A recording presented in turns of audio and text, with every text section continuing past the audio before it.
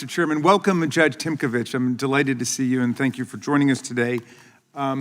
We've convened because of a broken promise, and I don't mean Donald Trump's promise that egg prices would be lowered immediately on the first day of office. Of course, they're now more expensive than they've ever been in U.S. history, and I don't mean the promise to end Russia's filthy war on Ukraine on day one. Everybody knows that Donald Trump has now declared that President Zelensky is a dictator and that he started the war against Russia, even though we've got tape of Donald Trump at the time declaring Putin's war on Zelensky as an act of genius.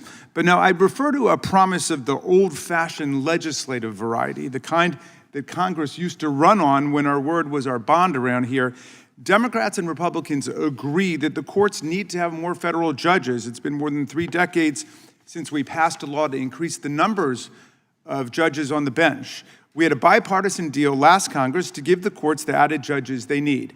Our stalwart ranking member, Mr. Johnson, and our distinguished chairman, Mr. Issa, worked on a painstaking and honorable bipartisan deal to create a bill that would have spread additional district court judgeship appointments recommended by the Judicial Conference over multiple presidential administrations, beginning with the next unknown president. That was the key.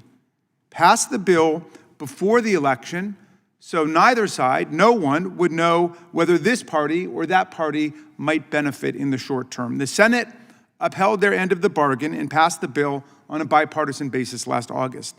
Then, the House GOP leadership suddenly broke the promise and refused to bring the bill up for a vote before the presidential election. In other words, before the winner of the next election was known. Instead, they waited to know who would be president. If it was Harris, they would oppose it. If it was Trump, they would support it. So now, of course, they support it, itching to appoint loyal MAGA judges to the bench to uphold the lawlessness of Elon Musk and Donald Trump, which has already elicited more than 25 temporary restraining orders and preliminary injunctions across the land. They are very happy to talk about creating new seats on the federal bench. They broke their deal. They've undermined justice in the courts. We were willing to enter into a fair deal because we believe in equal justice under the law. Our friends seem to believe today only in heads I win, tails you lose. If my GOP colleagues want to do it the right way, the fair way, and the way that they agreed to do it last year, let's do it. I've got the exact same bill, the precise bill we all agreed to last year, drawn up for this Congress, and we're ready to support it. This is the deal we all agreed to last year. The number of judicial appointments, Mr. Chairman, is exactly the same. The order of appointments by the states, exactly the same. And just as before, these appointments would begin with the next president, whoever that may be, right? It could be J.D. Vance, it could be Hank Johnson, it could be, if the Constitution changes, and I know some people are itching for that, it could be Donald Trump for all we know. Whoever is the president, we would do it, but we don't know. That's the whole thing. We're in the Rawlsian original position here. And just as before, these appointments would begin with the next president with unanimous bipartisan support. Please join me and Ranking Member Johnson today in moving to seriously fix our federal judiciary without destroying it with last-minute party politics. And if you can't support the exact same agreement we all entered into, then we must call this hearing out for what it is, a power grab. A week ago, President Trump signed an executive order declaring that he and the Attorney General will interpret the law for the executive branch. That statement cuts directly against the decision in Marbury versus Madison. And this is what I want to ask you about today, Judge Timkovich, so I'll give you a little forewarning. I want to talk about Marbury versus Madison. There, the Supreme Court said the judiciary could order Secretary of State Madison to deliver a signed judicial commission to William Marbury, even if the president told him not to.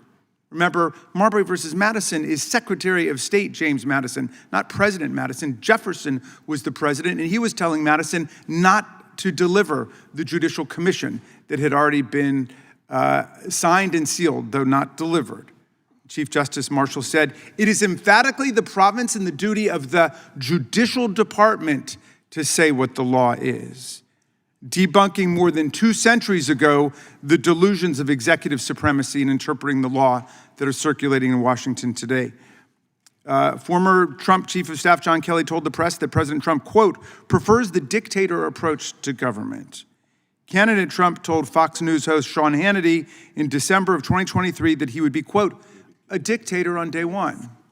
Just last week, the official White House X account posted a picture of Donald Trump wearing a crown and proclaiming, long live the king.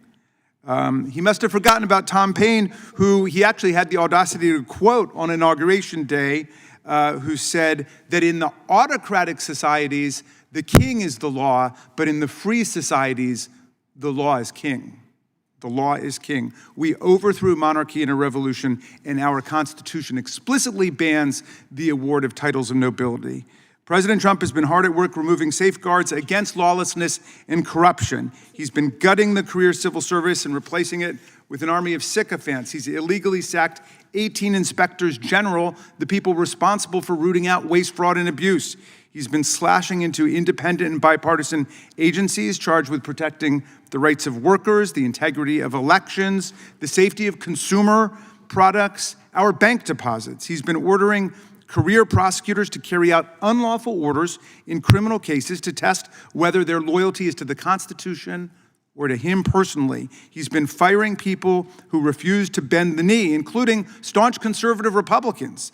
He's been threatening FBI agents for doing their jobs and investigating members of violent extremist militias who beat cops as they mobbed the Capitol in their drive to overturn the 2020 election. He's attempted, with the stroke of a pen, to revoke birthright citizenship, which is enshrined in the 14th Amendment. He's shut down agencies created by the Congress, which he has no power to do. Now, our GOP colleagues who have a slight majority in the House and the Senate have done nothing to stand up for Congress's powers under Article 1. Instead, they've surrendered to this president who's trampling the powers of Congress. Republican Senator Tom Tillis shrugged off Trump's power grab and laughed it off. Quote, that runs afoul of the Constitution in the strictest sense, he said, but it's not uncommon for presidents to flex a little bit on where they can spend and where they can stop spending. Despite the GOP's abdication of congressional authority, there's still something that stands between Trump, Musk, and their dreams of tyranny, the independent judiciary, which is why we're watching in real time as the Republicans, putting their loyalty to Trump and Musk over their oath to the Constitution, turn on the federal court system.